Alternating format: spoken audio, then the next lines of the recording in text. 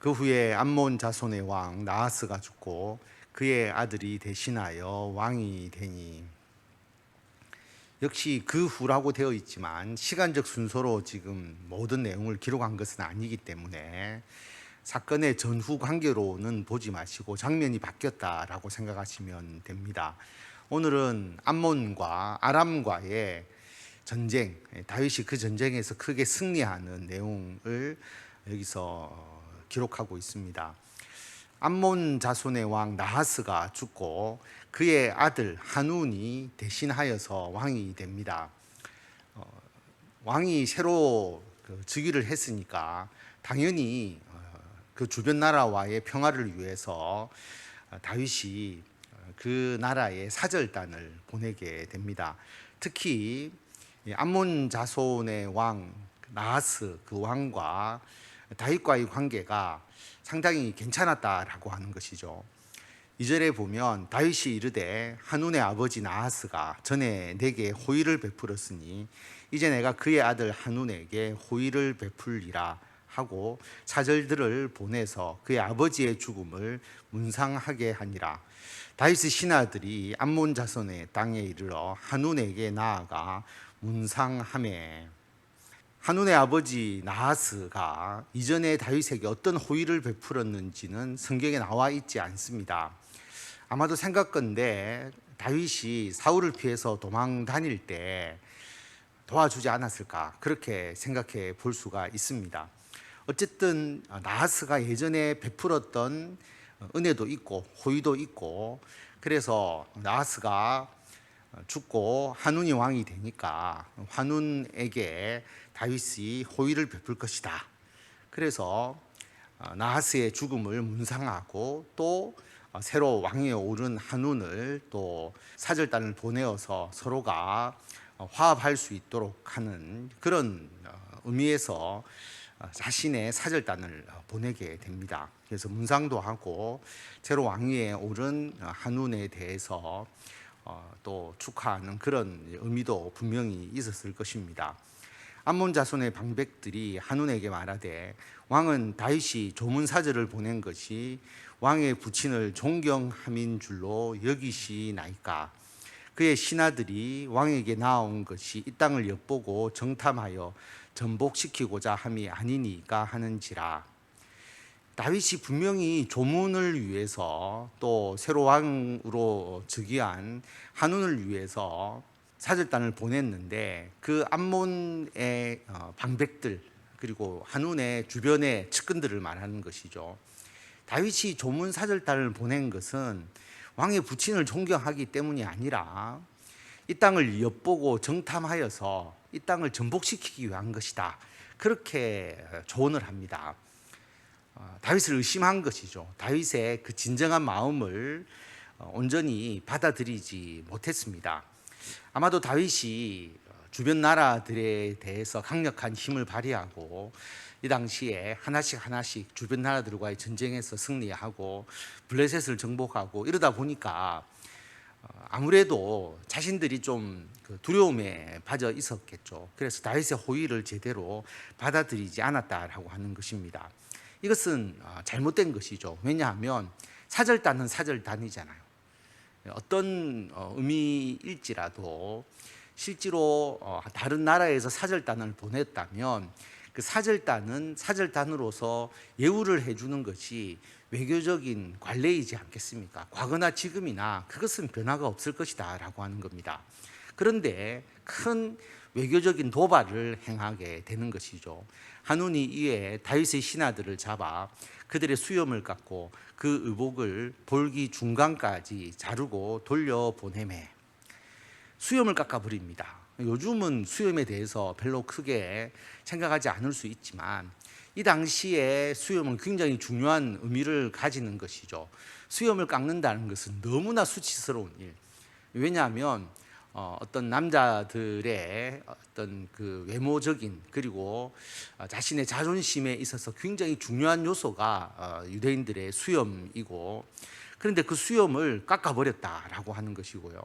그 다음에 옷을 엉덩이 중간까지 잘랐다라고 하는 것은 그 당시에 내의를 입고 있지 않고 통으로 짠 속옷을 입고 겉옷만 있었다고 본다면 그 의복을 그렇게 잘라서 보냈다라고 하는 것은 뭐 엉덩이가 일부 노출될 정도의 그런 의미라고 보시면 됩니다. 그렇기 때문에 너무나 그 사절단을 모욕하는 행위고, 사절단을 모욕했다는 것은 그 사절단을 보낸 다윗과 이스라엘을 모독한 것과 같은 것이죠. 심각한 일을 이 사람들이 벌인 것입니다. 어떤 사람이 다윗에게 가서 그 사람들이 당한 일을 말하니라. 그 사람들이 심히 부끄러워하므로 다윗이 그들을 맞으러 보내 왕이 이르기를 너희는 수염이 자라기까지 여리고에 머물다가 돌아오라 하니라. 이 소식을 다윗에게 전달해 준 사람이 있죠. 그래서 다윗이 그 사람들에게 그러면 예루살렘으로 돌아오지 말고 수염이 자라기까지 여리고에 머물다가 나중에 돌아오라, 그렇게 이야기를 합니다. 그런 모습으로 사람들 앞에 나타날 수는 없는 거죠. 수염이 깎이고, 그것도 수염이 절반을 딱 깎아서 깎았다는 것이 표가 나도록 그런 식으로 깎았습니다. 그러니까 당연히 수염이 자라기까지 여리고에 있다가 올라오라라고 그렇게 말하는 것이고요. 암몬 자손이 자기가 다윗에게 밉게 한 줄 안지라. 한온과 암몬 자손은 더불어 은 1000달란트를 아람 나하라임과 아람 마아가와 소바에 보내 병거와 마병을 상 4대 곧 병거 32,000대와 마아가 왕과 그의 군대를 고용하였더니 그들이 와서 메드바 앞에 진침해 암몬 자손이 그 모든 성으로부터 모여와서 싸우려 한지라. 자, 그래서 그들이 이런 악을 행해놓고 그때서야 정신을 차린 것이죠. 우리가 다윗에게 상당히 밉게 행했구나, 다윗의 심기를 건드렸구나, 이스라엘과의 분쟁이 불가피할 것이다 라고 하는 것을 그들이 직감을 한 것이죠. 그래서 전쟁을 대비해서 용병을 고용합니다. 한온과 암몬 자손이 은 1000달란트를 가지고, 은 1000달란트가 일당으로 따지게 되면 하루 일당을 10만으로 본다면 한 6천억 원, 지금으로 보면 그렇게 생각하시면 됩니다. 큰 돈을 들여서 아람에 사람을 보내어서 병거와 마병을 상내었다, 용병을 이제 사는 거죠. 그래서 아람 군대를 고용하고 그리고 그 무기를 가져올 수 있도록 해서 아람과 연합해서 이스라엘과 싸우려고 한 겁니다. 아람이 어제도 말씀드렸지만 여러 나라로, 작은 나라로 이루어진 그런 아람이기 때문에 그 아람의 각국의 작은 나라들을 다 불러서 용병을 고용해서 전쟁에 나가는 것이죠. 그래서 병거와 군인들, 많은 군인들을 고용해서 그래서 전쟁을 하려고 준비하고 있습니다. 암몬 자손이 있고, 원래 그 한온의 암몬 자손, 그리고 용병으로 고용한 아람 자손들, 아람 민족들이 있다라고 하는 것입니다. 다윗이 듣고 요압과 용사의 온 무리를 보냈더니 암몬 자손은 나가서 성문 앞에 진을 치고 도우러 온 여러 왕은 따로 들에 있더라. 다윗이 전 군대를 보내지는 않고 요압을 중심으로 한 군인들을 보냅니다. 자, 그런데 요압은 한 무리인데 적은 두 무리잖아요. 암몬 자손은 자신의 성문 앞에서 진을 치고 있고, 용병으로 고용한 여러 왕, 아람 족속이죠. 아람 족속은 들에 있고, 이 두 무리의 군대가 있고 거기에 요압이 들어가 있는 것이죠. 요압이 앞뒤에 친 적진을 보고 이스라엘에서 뽑은 자 중에서 또 뽑아 아람 사람을 대하여 진을 치고, 그 남은 무리는 그의 아우 아비새의 수하에 맡겨 암몬 자손을 대하여 진을 치게 하고 이르되 만일 아람 사람이 나보다 강하면 내가 나를 돕고 만일 암몬 자손이 너보다 강하면 내가 너를 도우리라. 요압을 중심으로 한 이스라엘 군인 그 앞뒤로 적이 있습니다. 앞에는 암몬 자손이 있죠. 성이 있고 그 앞에 암몬 자손이 진을 치고 있고, 용병으로 고용한 많은 그 군대, 아람의 군대가 뒤에서 있습니다. 잘못하면 딱 협공당하기가 딱 좋잖아요. 그러면 불리하니까 요압이 군대를 나눕니다.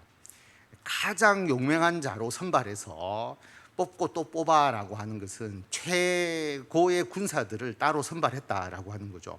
그 사람들을 아람 사람 쪽에 배치를 합니다. 들에 있고 뒤쪽 편이죠. 그리고 아비새에게 나머지 군대를 맡겨서 너희들은 암몬 자손 쪽으로 진을 치고 있어서 암몬 자손을 상대해라. 그리고 만약에 싸워서 우리가 아람 쪽의 사람들하고 싸워서 지게 되면 너가 와서 우리를 돕고, 그리고 암몬 자손과 싸워서 만약에 아비새가 좀 불리하면 우리가 돕겠다. 실제로는 지고 있는데 돕기는 어렵죠. 어쨌든 한쪽이 이겨야만이 다른 쪽도 이길 수 있는 것이고, 돕는다는 것은 사실은 쉽지 않습니다. 우리가 지고 있고 저쪽에서 지고 있는데 도울 수는 없잖아요. 어쨌든 싸워서 이겨야 되는 전쟁인데, 숫자적으로 보면 절대 이스라엘이 이길 수 없는 아주 불리한 전쟁임을 알 수가 있습니다. 그런데 요압이 군사들에게 한 이야기, 아비새에게 한 이야기지만 모든 군사에게 한 이야기죠. 너는 힘을 내라. 우리가 우리 백성과 우리 하나님의 성읍들을 위하여 힘을 내자. 여호와께서 선히 여기시는 대로 행하시기를 원하노라 하고, 이 전쟁에 나아가는 목적이 여기 나와 있잖아요. 우리 백성들을 위해서. 이 전쟁에서 이겨야 우리 가족을 지키고 우리 백성을 지킬 수 있지 않느냐. 그리고 우리는 하나님의 성읍이 아니냐. 하나님의 성읍을 지키기 위해서 우리가 전쟁에 나아왔다. 그리고 이 전쟁 하나님께서 선하게 여기시는 대로 행하기를 원한다. 우리가 잘못했다면 하나님이 우리를 전쟁에서 패배하게 하실 것이고, 우리가 이 전쟁에 나아가는 목적이 옳다면 우리를 이기게 하실 것이다 라는 믿음을 가지고 나아가는 것이죠.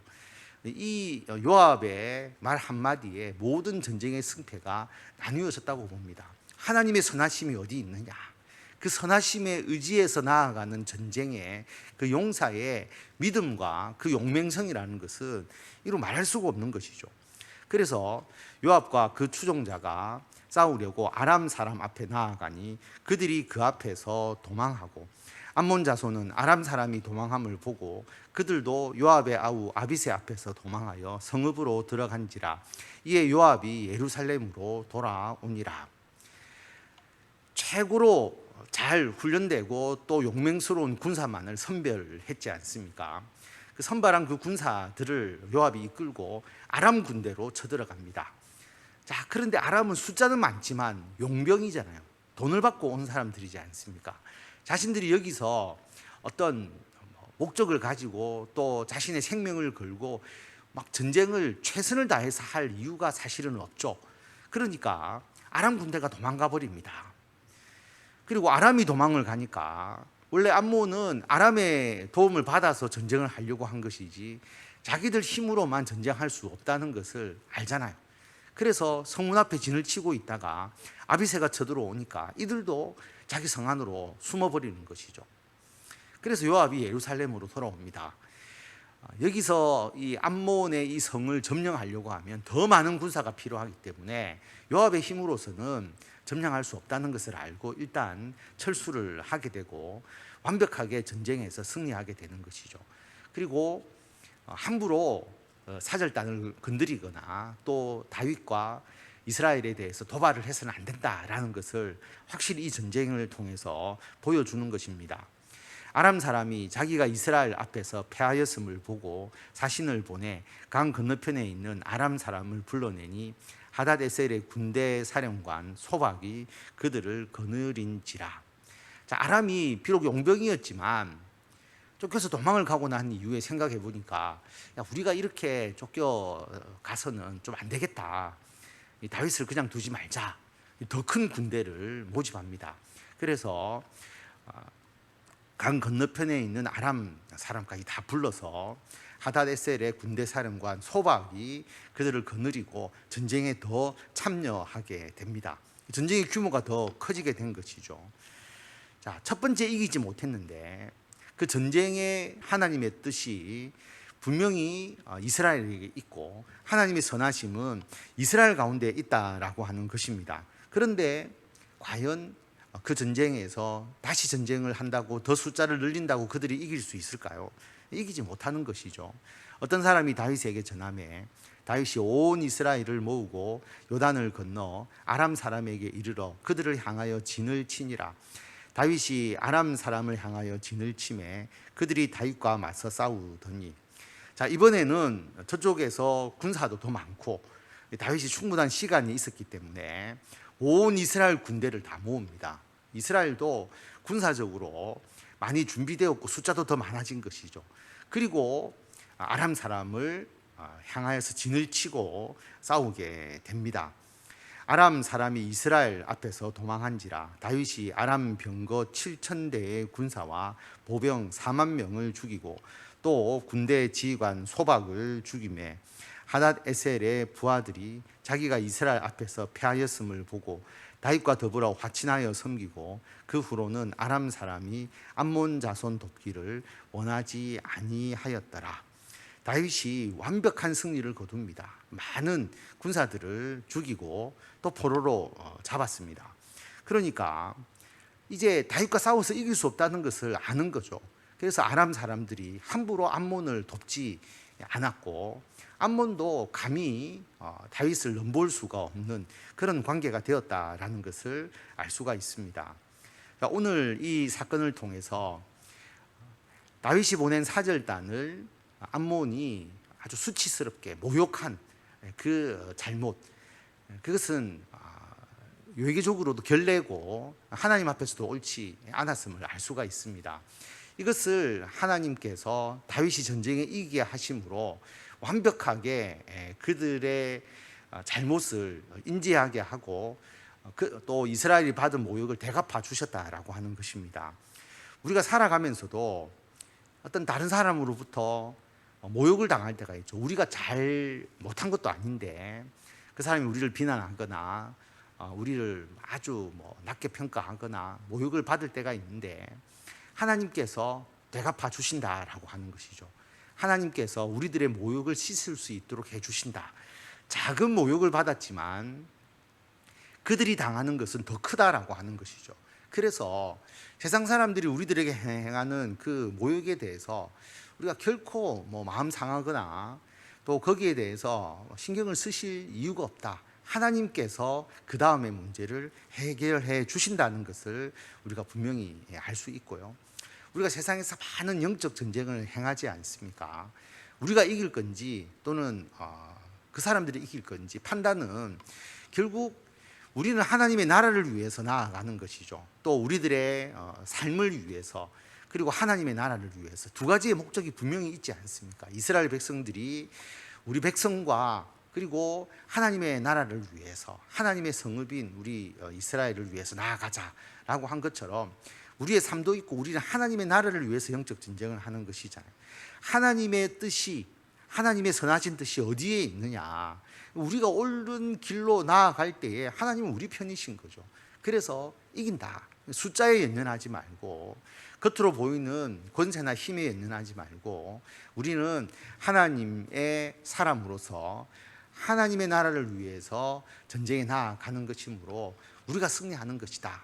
믿음과 확신을 가지시고 영적 전쟁에서 승리함을 온전히 드러내시고 또 세상으로부터 받은 여러 가지 상처나 또 우리에게 있는 여러 가지 모욕이 있다 할지라도 거기에 개의치 마시고 담대히 나아가서 하나님께서 대답해 주시고 하나님께서 그 문제를 해결해 주시는 것을 우리가 온전히 경험하면서 넉넉하게 승리하시는 성도 여러분들이 다 되시기를 바랍니다.